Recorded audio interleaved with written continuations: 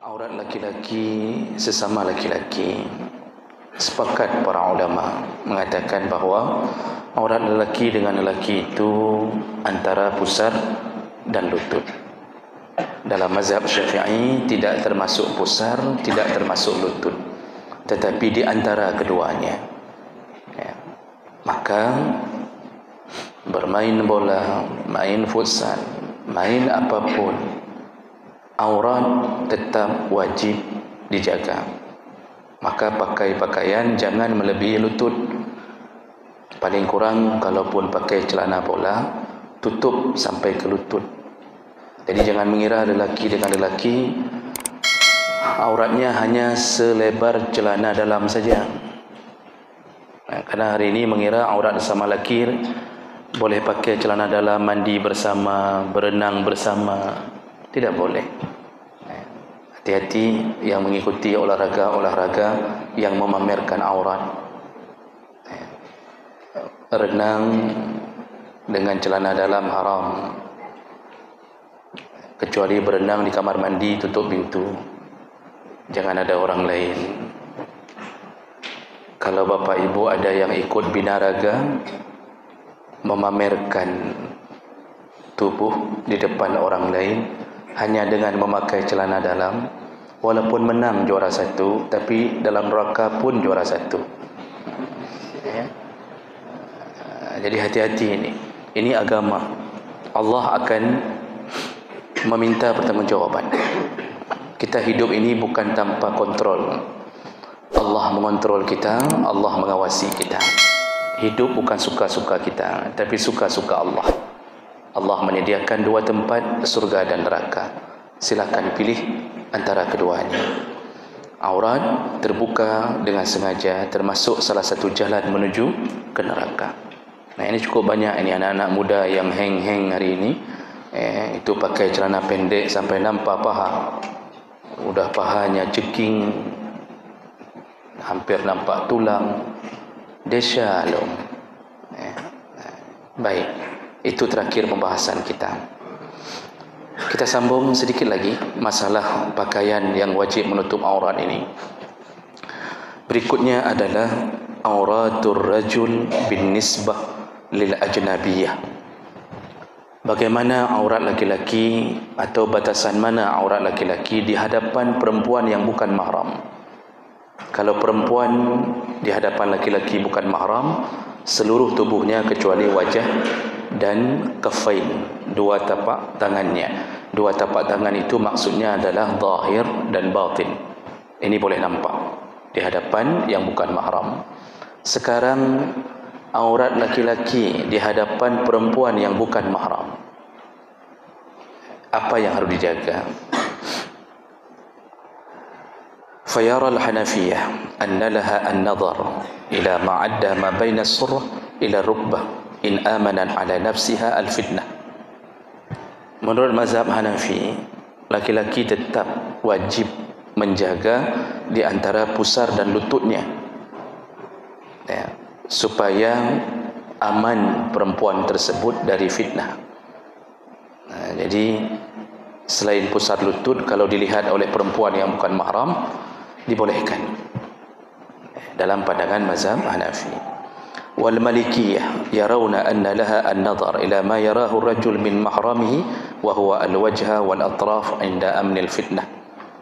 Mazhab Maliki mengatakan bahawa seorang perempuan, seorang laki-laki kalau berhadapan dengan yang bukan mahramnya, maka selayaknya dia menjaga bahagian-bahagian yang ditakutkan akan menimbulkan fitnah. Ini maksudnya juga tidak jauh beda, karena fitnah terbesar itu antara pusar dan lutut.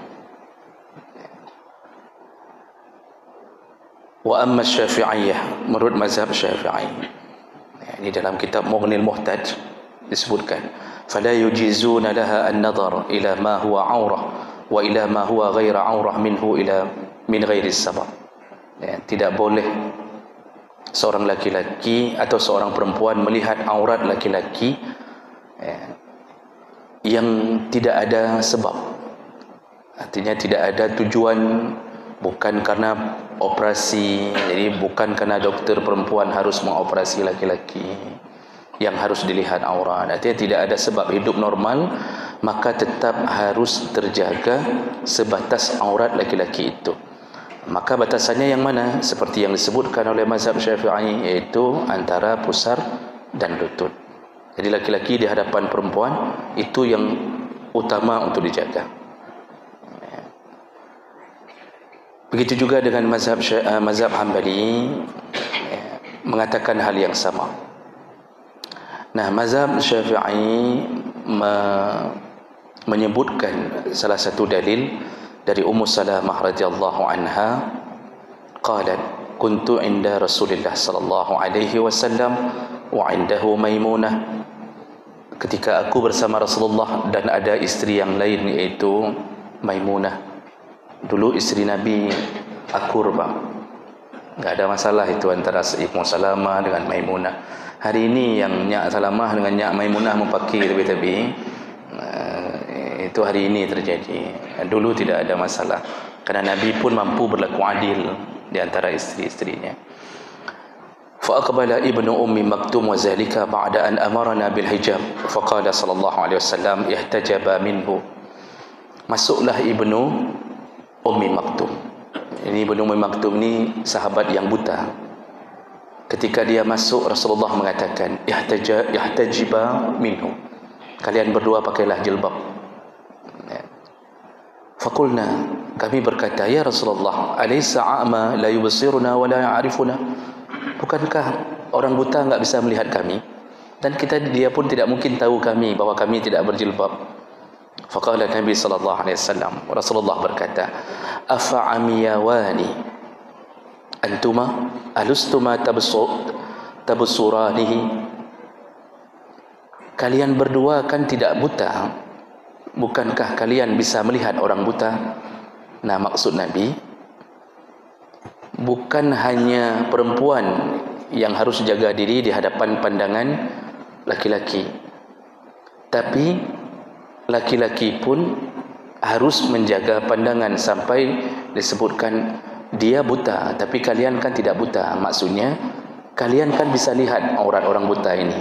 Nah, itu jadi mau disebutkan perempuan pun enggak boleh melihat aurat laki-laki kalau bukan mahram.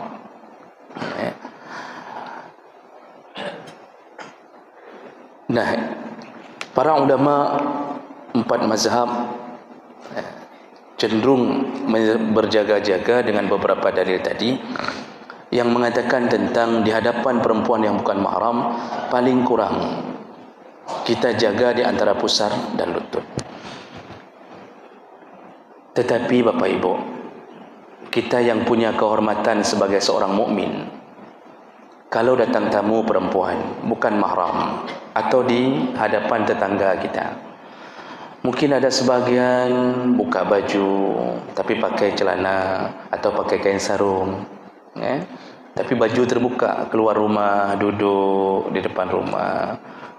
Jadi nanti tetangga lewat atau lihat, kan tertutup aurat antara pusar dan lutut. Berdosakah? Tidak. Istri dari tetangga kita melihat keadaan kita tertutup aurat antara pusar dan lutut. Namun yang perlu kita catat, kita ini tidak ada kehormatan, tidak ada muru'ah, marwah bahasa Kedayu. Tidak ada kehormatan orang yang sering buka baju di hadapan orang yang bukan mahram. Memang enggak berdosa, tapi muru'ah tidak ada. Lama-lama kita tidak lagi terhormat di hadapan orang. Maka coba lihat orang-orang saleh berilmu jarang buka baju. Dia buka baju di rumahnya, pakai singlet saja, itu bukan dosa. Pakai singlet, singlet yang angsa itu, apa namanya, swan pun nanti. Itu kan garis di sini, pakai singlet, kan dosa? Enggak dosa, yang penting tertutup antara. Tapi kita duduk di dalam rapat dengan singlet, orang melihat, nyokan urang malim ya. Orang alim tidak begitu, orang soleh tidak begitu. Muru'ah ini memang bukan bahagian daripada syarat dan rukun dalam aurat, tetapi itu orang tahu siapa kita dengan muru'ah tadi. Peci ini bukan syarat sah salat. Tidak ada itu bahawa peci syarat sah salat. Saya agak heran mendengar satu tayangan yang mengatakan kalau ada yang tidak berpeci di dalam saf salat, nyan batu semayang pahala jamaah. Saya heran dari mana keterangan ini. Padahal peci bukan syarat sah salat, bukan pun rukun salat. Enggak pakai peci sah tidak salat? Sah. Tidak mengapa. Boleh. Yang penting jaga jangan sampai membatalkan perkara rukun. Ini rambut jangan jatuh. Namun Rasulullah sallallahu alaihi wasallam asal keluar dari rumah itu jarang tidak memakai penutup kepala. Bahkan mungkin tidak ada dalil beliau pernah memakai tidak memakai tutup kepala. Beliau pernah memakai imamah. Beliau memakai dengan peci-peci dengan gaya berbeza, tapi menutup kepala. Ini bukan wajib tetapi muru'ah. Artinya tidak berpeci tidak mengapa, tetapi lebih terhormat ketika kita memakai penutup kepala ketika salat, itu lebih terhormat. Walaupun tidak pakai tidak mengapa, Pak. Jadi jangan hina orang yang tidak pakai seakan-akan rendah, tidak. Bahkan mungkin salat dia bisa lebih khusyuk daripada yang pakai peci. Nah, urang kadang-kadang pakai peci gaduh betul-betulnya, gaduh. Hanya sembahyang hana pahli ya. Bisa juga terjadi begitu. Ini disebut dengan muru'ah. Kalau begitu, jangan biasakan membuka selain daripada pusar dan lutut. Antara pusar dan lutut jangan dibiasakan buka di hadapan perempuan yang bukan mahram. Maka akan nampak tidak terhormatnya. Yang biasanya yang begitu-begitu siapa, Bang? Harlan. Harlan, preman-preman pasar, nyan bakbut barang, kuli-kuli bangunan hana pakai baju. Pernahkah kita mencoba menghormat orang yang tidak pakai baju? Tidak. Rasanya rendah di hadapan mata kita. Begitu. Jadi perlu menjaga kehormatan diri. Kalau di rumah terserah, Pak. Mau pakai baju terbalik boleh, tidak pakai baju boleh. Terserah. Kalau di rumah, di hadapan anak-anak, terserah, tidak mengapa. Baik, jadi aurat di hadapan perempuan yang bukan mahram, jaga di antara pusar dan lutut. Kemudian auratus saghir was saghirah. Bagaimana tentang aurat anak kecil yang laki-laki dan perempuan? Ini batasannya berapa umur yang dianggap sudah harus menutup aurat? Yara al-Hanafiyah, menurut mazhab Hanafi, dikutip dari kitab Hasyiah Ibnu Abidin, alla aurata lis-saghir was-saghirah, tidak ada aurat bagi laki-laki, bagi anak laki-laki yang kecil, baik bagi anak kecil, baik laki-laki maupun perempuan. Batasan umurnya yang tidak perlu jaga aurat anak-anak ini menurut mazhab Hanafi, wa haddada ba'dhum hadza as-sughur bi 4 sanawat fama dunaha. Ukurannya adalah 4 tahun. Jadi dari umur 0 sampai 4 tahun begitu lahir itu enggak pakai baju di rumah, jalan-jalan di luar rumah. 4 tahun ke bawah itu tidak mengapa. Iwek-iwek keroji telanjang-telanjang main-main pasir itu tidak mengapa. Itu menurut mazhab Hanafi. Kemudian kalau menurut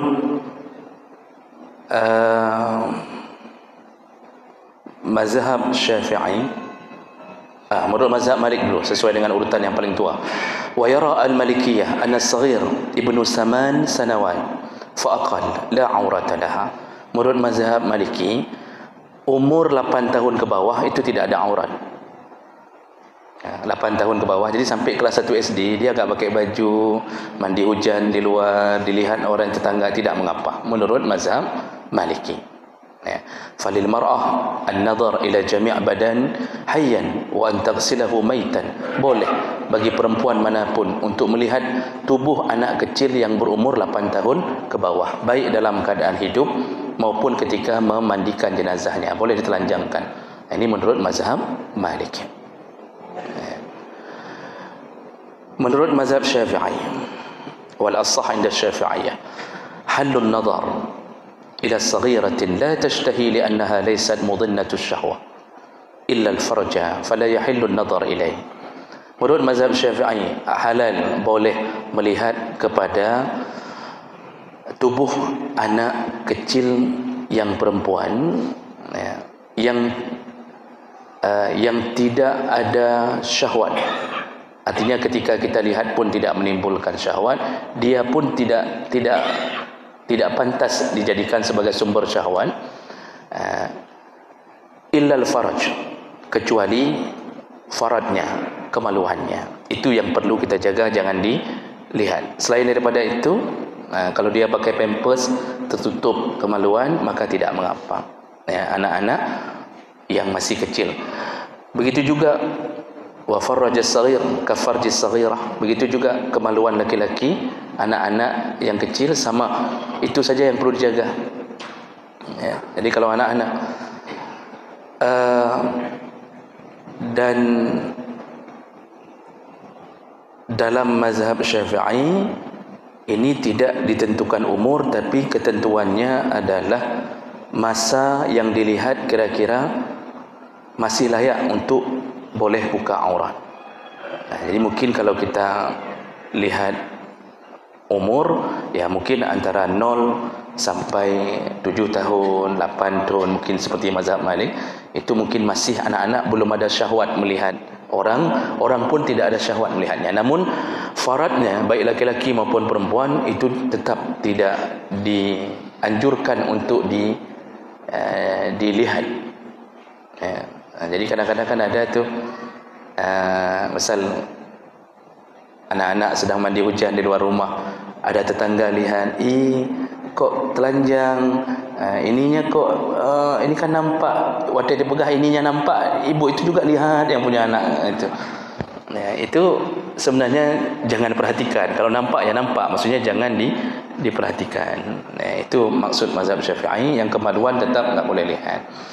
Kalau terlihat, kalau dia masih anak-anak, insya-Allah tidak sampai berdosa. Tapi kalau sudah sampai an-nasabi al-murahiq, tapi kalau sudah sampai anak ini masuk masa puberitas, maksud marahiq itu masa mulai meningkat menuju ke baligh, kira-kira di atas 8 tahun dia sudah mulai ngerti, di saat itu sudah harus dijaga-jaga. Itu dijaga-jaga. Maka Bapak Ibu, jangan biasakan anak-anak kita yang kecil-kecil kita bawa ke pasar tetapi tidak tertutup aurat dengan baik. Walaupun kalau pahanya nampak, maka masih ada yang membolehkannya. Baik. Kalau menurut mazhab Hambali, aqallu min 7 sinin, 7 tahun ke bawah, itu masih boleh terbuka auratnya. Baik. Ada yang harus diumumkan, Ustaz?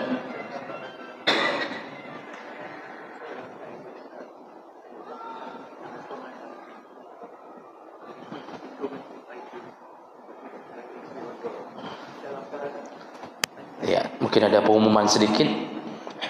Maaf Bapak Ibu, mungkin yang memarkirkan mobil di depan pit pagar, mungkin ibu-ibu dan jalan kaki dah jadi yang belum sampai naik parkir motor di pintuan masjid belum pindah yang beda dan dulu kami ada menunggu merasa melalui parkir motor itu mungkin belum sampai. Terima kasih. Okey, baik. Mungkin yang kebetulan tidak sengaja terparkir, pasti tidak sengaja karena tadi pun penuh. Jadi Allah balas kebaikan yang memindahkan mobilnya. Terakhir, jadi itu auratnya anak-anak. Yang terakhir masalah aurat yang harus kita jaga. Aurat, bagaimana hukumnya aurat kullum minaz zaujain? binisbah lil akhar. Nah, yang kemudian dibicarakan adalah aurat antara suami istri.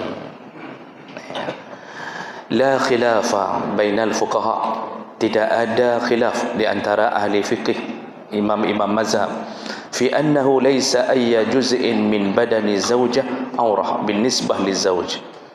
Sepakat para ulama mengatakan antara suami istri tidak ada batasan aurat. Tidak ada batasan aurat dari seluruh anggota tubuhnya. Jadi dibolehkan yahillu likulli wahidin minhuma an-nadhar ila jami' jismil akhar wa massuhu hatta al-farj. Dibolehkan sesama istri. Kok sesama istri? Kalau ini cerita apa?